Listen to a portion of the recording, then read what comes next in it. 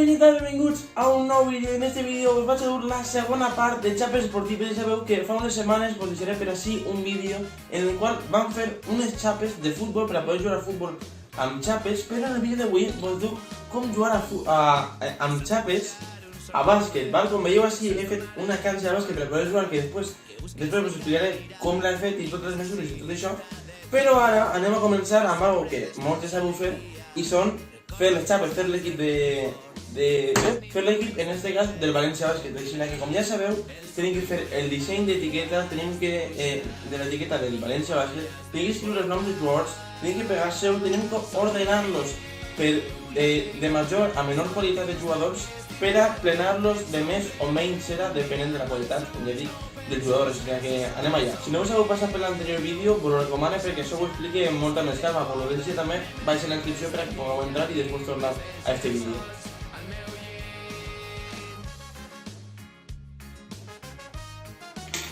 Aquí seria el disseny d'etiqueta que he elegit, val? He ficat com unes zones blaves perquè l'equipació té, diguem, com unes zones de so dibuixades i com la meva equipació és taronja, doncs he ficat per baix taronja i alrededor també taronja per deixar un hueco en blanc enmig i poder escriure ahí el nom i que quede clar.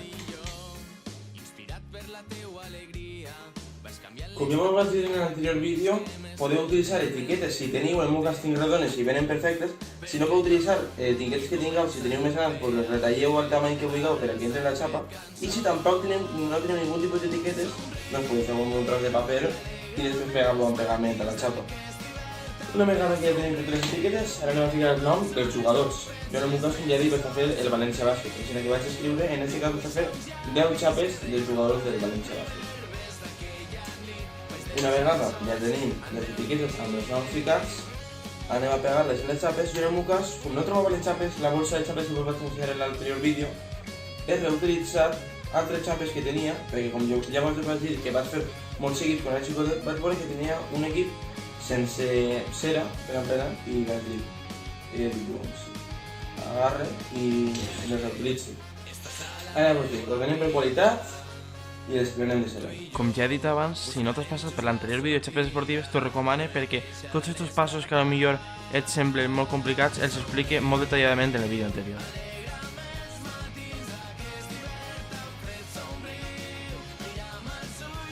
Com veieu, ja tenim les xapes, val? Però ara anem a explicar la cosa curiosa, és que tenim totes les regles i com jugar i tot això, encara que us explicaré un poquet en la descripció, en un enllaç junt a les mesures del tauler, val?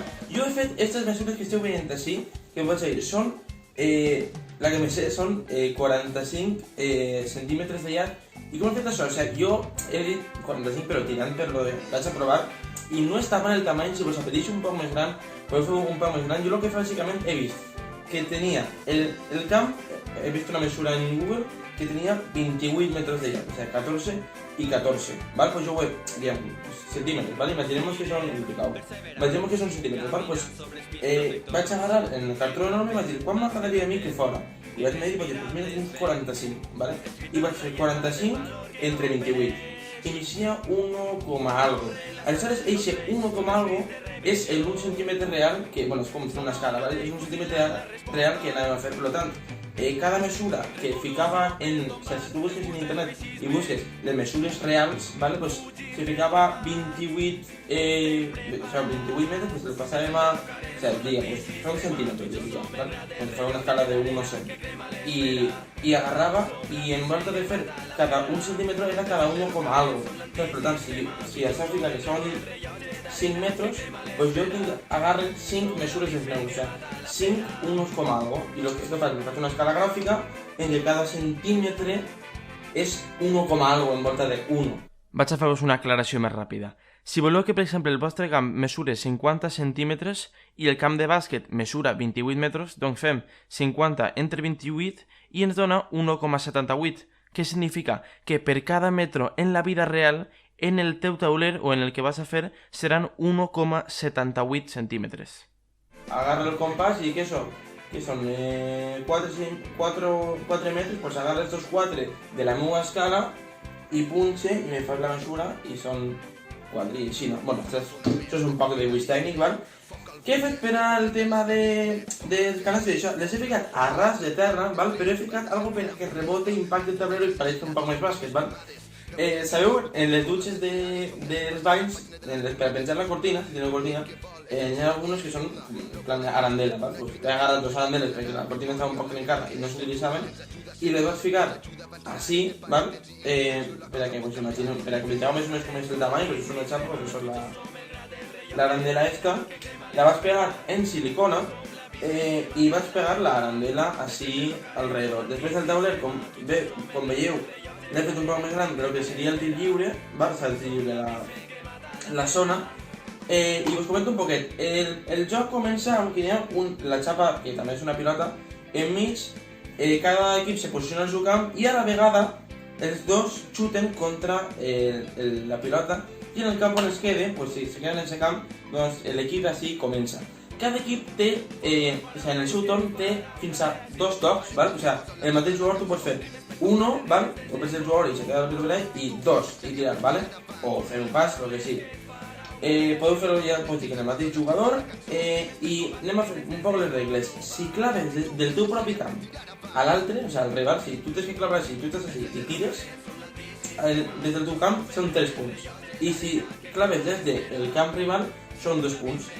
Les faltes, per exemple, quan tu xutes el teu jugador i impacta sobre un rival i en ningú moment has tocat la pilota, és a dir, si tu xutes, tu pots xutar a un rival i que el rival toque la pilota, ¿vale? Si ha tocat la pilota directa o indirectament, val, perfecte, però si tu xutes i sols li pegues a un rival i no li pegues a res més, és falta. I són 2 tirs lliures per a l'equip rival, per tant tenia que ficar així i tirar 1 i, bueno, no és així, és directe, és amb un jugador, pam, pegant-li així, ¿vale? I doncs, imagineu que el segon el clava, ¿vale? Pues se reposiciona en l'equip cada volta que el baló ix fora, o sigui, tu pots aprofitar els rebotes i això, així, però si ix fora, se poden recol·locar els jugadors i l'equip que trau des de la seva zona, ¿vale? Amb 2 tocs. Per als tirs lliures com dia, sols n'hi haurà 2 jugadors al rebot i són de l'equip defensor de 2. O sigui, imagina que el segon tir es queda així, doncs tens 1 i l'altre, pum, per pegar-li. Totes les regles més explicades estaran en la descripció i les mesures que he utilitzat jo també us les deixaré baix en descripció si voleu utilitzar-les. I he vist una cosa, no sé si veieu que si jo faig així se queda ahí, no? Però al haver terra pues, no entra del tot. Així que he pensat una cosa, tinc per així uns suros de botelles de vi i tot això, el qual vaig agarrar esta taronja, ja que hem fet el camp del València Bàsquet i el València Bàsquet, i anem a fer-li com una espècie de pates, val? En la banda de baix anem a ficar-les tipo aixina i aixina, val? I aixina pues, estarà un poc més en l'aire, no sé, pot ser que quede més guai. Si l'acompanyeu-me i pues, ho faig en silicona. Com veieu ja estem en la zona on anem a fer tot això, col·loquem això així. La silicona ja estaria calenta perquè l'he enxufat mentre nosaltres ficàvem la cera a les xapes, val? La silicona també l'he utilitzat, atenció, us vaig ensenyar, per en el tema del camp, ficar això i ficar les canastes, val? I també he reforçat les cantons, he deixat com mig o 1 centímetre per a poder rebotar el baló ahí, i els cantons també l'he ficat algo de silicona per a que estigui reforçat i estigui tot millor. Així que jo penso que anem a fer tipus algo així, podem fer així que anem allà.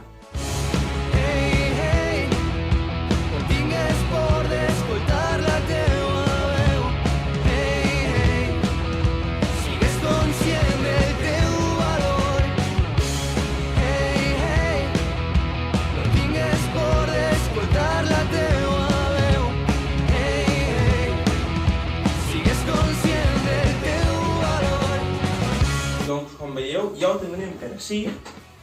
La silicona seca bastant ràpid i com tots són de la mateixa altura i tal, jo crec que queda bastant guai l'estadi.